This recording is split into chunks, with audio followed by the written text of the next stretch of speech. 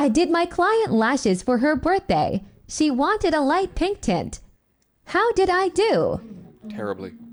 Terribly. I did my client lashes for her birthday. Is her birthday Halloween? What were y'all thinking? What is going on here? Return to sender. Get your money back. Revoke her cosmetology license. Close down her store. And no one ever go back there again. This young woman looks like she's in pain. She wanted a light pink tint. Your eyes look infected, ma'am. This is not good. This is not normal. You know what I feel like sometimes? Like, maybe I'm tripping, but I feel like modern women look at my videos on the internet and say, what's the best way that I could tell him to go fuck himself?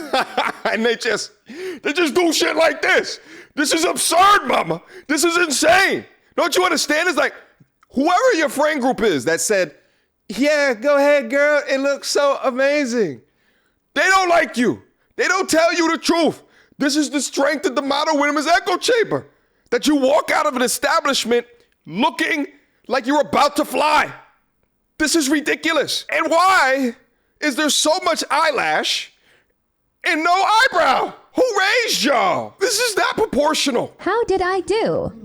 Terribly. I did my client. Terribly. Terribly.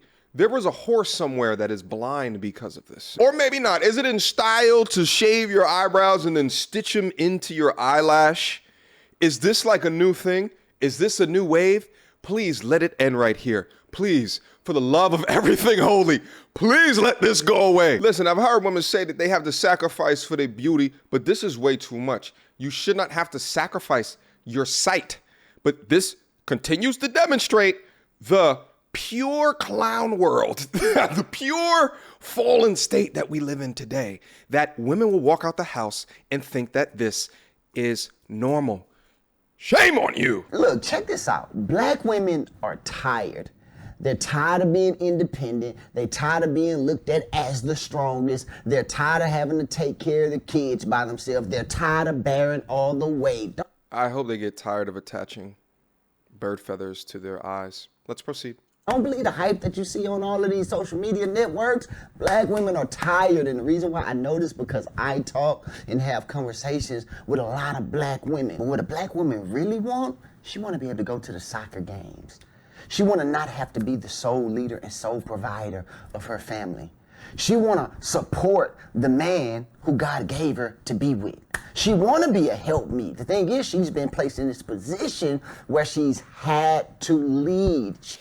He sounds like the second coming of Derek Jackson. I mean, because think about the particular image of the woman that he's setting up. It's a woman who's fronting her happy lifestyle on the gram while she's tired. She has become a single mother, so now she has significantly reduced the chances of coming across a man that she actually desires. Yet, according to this brother, she's been placed into this position. This seems like someone that's removing all accountability, but maybe I'm reading it wrong. Let's proceed. She's had to step up to the plate and become something that she really didn't want to be in the first place. She want to support her man.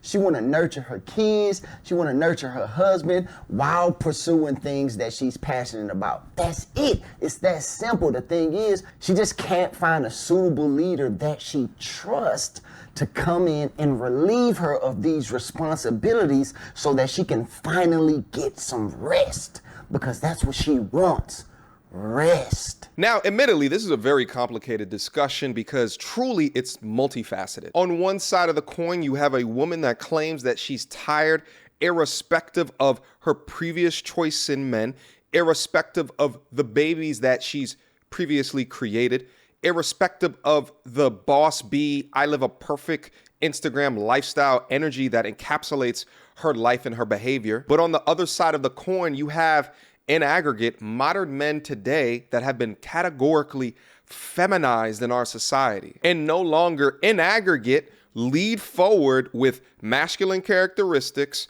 being a protector as well as a provider. But the reality is that there's great men out there that are single, that are in the dating marketplace or of the I would like to get married marketplace. There is a dearth of women that are worth marriage. Modern women today must make fantastic life decisions to acquire and keep a fantastic man. Carrying the weight and the burden of your sexual 304 liberated logic in conjunction, expecting a man with a Superman-esque body while also having a Batman-like bank account, in conjunction with your inability or your want to care what men actually think, in conjunction with your single modern woman echo chamber, will continue your trajectory down the path of singleness and tiredness. Why no masculine man wants an alpha female? Let me give you some insight, Zach, from an alpha woman. Every day we go out, we're making shit happen. We're strong. We're making decisions affecting people's lives. We don't hesitate to do that. We want to come home to an environment, to a partner that helps us feel safe so that we don't have to be so strong, so that we can feel vulnerable. Okay? It's not a feminine bone in her body. But just real quick, when she says safe, what exactly does that mean? All right? You probably live in an upper class, establishment. You got on a nice business suit, right? There's not thieves at your door, which you need to feel safe about and for. There's not like animals roaming around that I gotta dispatch of. What does that mean here in this context? And it's very hard to find for an alpha woman, because if we're already kicking ass in life, we want to meet a man who's at least higher, or at least bare minimum equal. We want to be able to be inspired by them, to look to them as well, instead of always being looked to. Okay, so it's hypergamy is what you mean, all right? Okay, let's keep going. The answers. So if you don't want an alpha woman, you're either saying, one, you can't provide that safe environment, or two, you're just not up there, buddy. So I could tell by the way that she's communicating that she gets off on belittling men. Like, what does that mean? You're just not up here, buddy.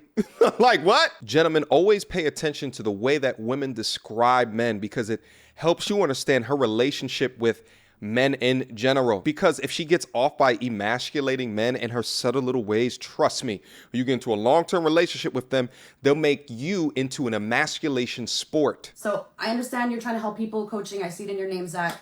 But just be careful about things that you say, especially when you don't have experience with an alpha woman. Now, what I find absolutely hilarious here is that she refers to herself as an alpha woman, yet is looking for a man with answers and direction, essentially to lead. But guess what, madame? You are not an alpha if you're looking for another alpha to lead. Alphas, leaders in the pack, do not look for anybody to lead. So maybe your definition of alpha needs to be completely thrown away. The men that you are looking for, by your own admission, on your status or above, are not looking for masculine, belittling behaviors such as yours. They're looking for inspirational and supportive, as well as feminine. However, the demands of your career have effectively polarized you into a masculine, male-like woman who has neglected in developing these qualities. This right here is what I'm going to refer to as the alpha woman paradox, in which you're conflating your preferences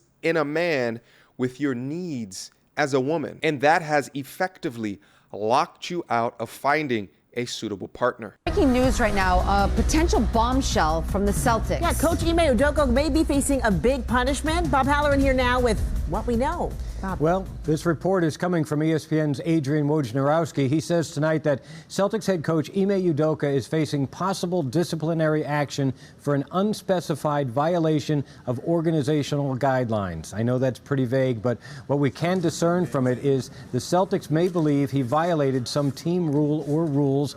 And according to the ESPN report, the Celtics and Udoka are in discussions right now regarding what, if any, disciplinary action will be taken. Udoka led the Celtics to the NBA Finals in his first year as head coach, and he is now potentially facing a significant suspension. The Bleacher Report reports Ime Udoka had improper, intimate, and consensual relationship with a female member of the Celtics staff. For those unaware, Mr. Udoka is currently engaged to Nia Long. And for those unaware, Nia Long back in the day was considered one of the baddest women in the game. And this is currently blowing up all over Twitter right now, with really the main sentiment being, how do you cheat on Nia Long? Well, for number one, I found a photo of the young lady.